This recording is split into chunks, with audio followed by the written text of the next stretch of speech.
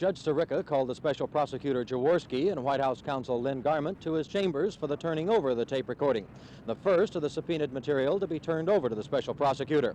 The judge, in a short written statement, said that he, along with his law clerk, had verified that the copy of the two tape-recorded conversations was accurate and complete. One of the conversations, a March 13th conversation of this year, was between the President, his personal attorney at the time, John Dean, and former White House Chief of Staff, H.R. Bob Haldeman. According to Dean's testimony, Watergate was discussed, as well as executive clemency for several of the participants of the Watergate break-in. The President has denied that executive clemency was ever talked about. The other tape of March 22nd of 1973 was between the President, Dean, and Haldeman, along with former Attorney General John Mitchell and former Domestic Affairs Advisor John Ehrlichman.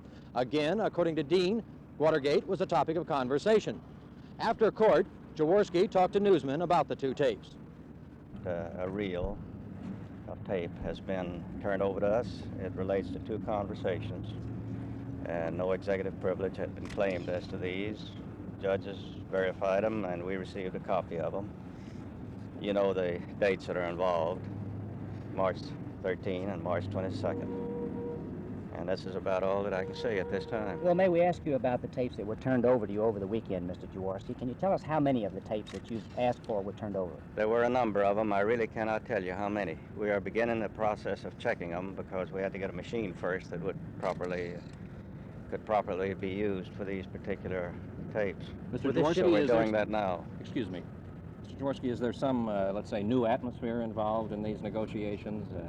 Does the White House seem to be more willing now to come forth with documents and tapes than in the past? You should have asked Mr. Garment well, that we question. did, but what's your evaluation? You didn't get a complete answer from him, I assume. I really have no way of telling, except, as you know, we have asked for these, and we've insisted on their being delivered to us, and they were delivered on Saturday. In another development in federal court, Judge Aubrey Robinson refused to issue a temporary injunction against the Senate Select Committee on Watergate. That injunction would have prohibited the committee from conducting private interviews with 16 associates of billionaire Howard Hughes. A Hughes lawyer, Chester Davis, claims that leaks from those private interviews distort the statements of his clients.